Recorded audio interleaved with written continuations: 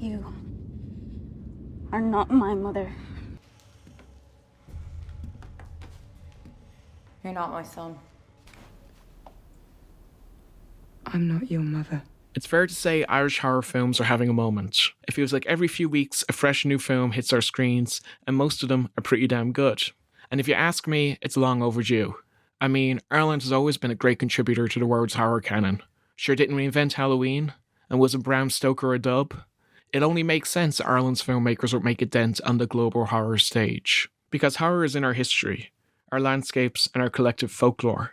But when it comes to films, Irish horror folklore has predominantly been plundered by outsiders who don't even take the time to make sure they're pronouncing the words right, much less faithfully adapt the stories.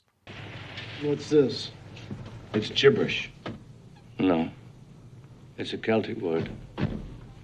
Samhain. It means the Lord of the Dead. A new generation of homegrown Irish horror filmmakers has sprung up, however. Their tastes and sensibilities shaped by the mythical stories of our isle. And this influence is reflected in their output.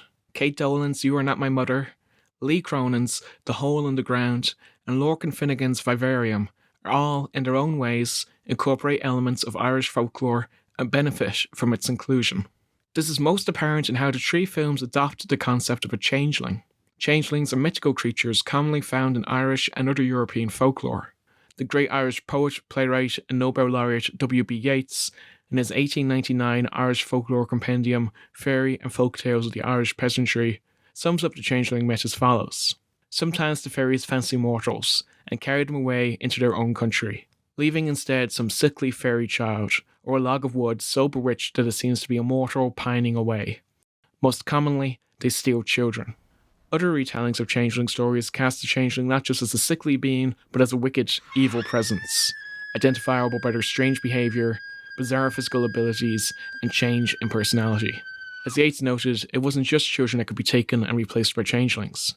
The famous real-life case of Bridget Cleary, who in 1895 was burned alive by her husband Michael after he became convinced she was a changeling, shows both how the changeling myth loomed large over Irish culture, and that the fairies were believed to be capable of taking just about anyone. In a prior interview with Film in Dublin, director Kate Dolan cited Bridget Cleary's tragic story as inspiration for her film You Are Not My Mother. A modern retelling of the changeling myth, You Are Not My Mother takes place in present-day North Dublin. Angela, a depressed working-class mother, disappears without a trace, only to return to her family a few days later. Her teenage daughter Shar senses something, however. She has changed. It could just be the new pills the doctor prescribed, or another symptom of her mother's complex mental illness. But Shar is determined to find out what exactly has happened to her and get her mother back. You Are Not My Mother does many things to reinvent the changeling story, not just by focusing on an adult victim, but also by transplanting the story from its typical rural backdrop to an urban setting. This mix of the old and the new, with its modern-day understanding of mental illness, delivers a refreshing update to the Irish horror folklore canon. The Hole in the Ground can be considered a more typical changeling story, as it is set in Ireland's isolating and engulfing rural environment and follows a young victim, Chris, who, after moving with his mother Sarah to a new home in the countryside, is drawn to a large sinkhole in the woods and begins to behave oddly. He walks the house at night, eats spiders, and takes on new strength and aggression. By learning the tragic past of her elderly, seemingly mad neighbour, Sarah is convinced Chris is not who he claims to be, and that someone or something has taken her true child. Not only does The Hole in the Ground mine Irish folk stories for inspiration, but it also turns to Ireland's rich folk song tradition. The film's plot is inspired by the old schoolyard song Wheela Wheela Wowya, which tells the story of an old woman who lives in the woods and killed her baby with a penknife. The song plays over the film's closing credits. There was an old woman who lived in the woods, a wheelia, wheelia, wowya.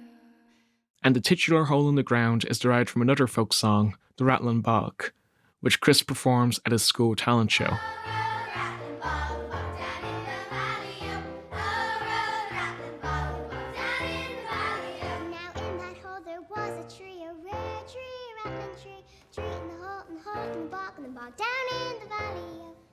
The film's incorporation of traditional folk songs lends it a certain authenticity, making the supernatural forces at play feel all the more tangible and ancient.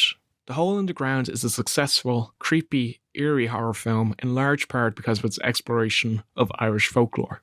2020's Vivarium stands out as the most transformative film of the bunch. You would be forgiven for thinking this film, about a young couple trapped in an endless repetitive suburbia by peculiar, possibly extraterrestrial forces, is exclusively satirising modern-day anxieties, such as Ireland's ongoing housing crisis and the practice of voucher funds snapping up large swatches of the property market.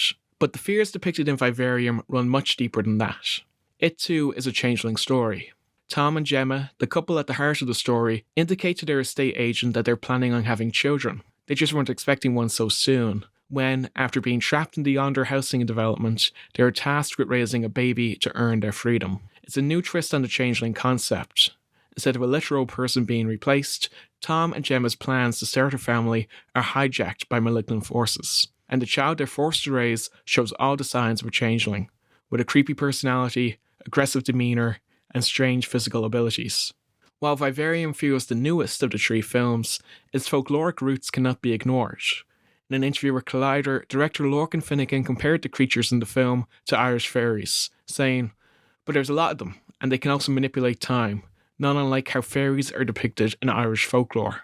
In old Irish legend, changelings were regularly defeated by fire. It's one of the only things the Halloween movies got right, actually." You see the blackboard back there in the elementary school? Yeah? In order to appease the gods, the druid priests held fire rituals. Prisoners of war, criminals, the insane, animals were burned alive in baskets. As Yeats wrote, "Many things can be done to find out in a child a changeling, but there is one infallible thing. Lay it on the fire with this formula. Burn, burn, burn. If of the devil, burn. But if of God and the saints, be safe from harm. Then, if it be a changeling, it will rush up the chimney with a cry. In both You Are Not My Mother and The Hole in the Ground, the changeling is defeated by fire. In Vivarium, perhaps in recognition of the film's reinvention and subversion of the myth, the child first appears in the immediate aftermath of a fire. Just another way it turns the old familiar story on its head. The success of these three films suggests our folklore is a rich vein of inspiration from which Irish filmmakers can and should continue to pull from.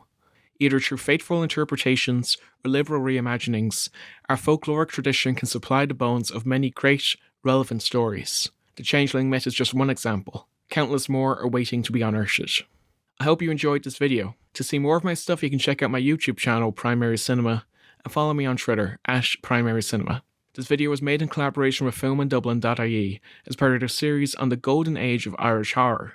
Throughout October, they're celebrating Samhain with interviews, reviews, and retrospectives that show how Ireland has risen to the top of the horror hierarchy. You can find more at filmindublin.ie. Thanks very much for watching.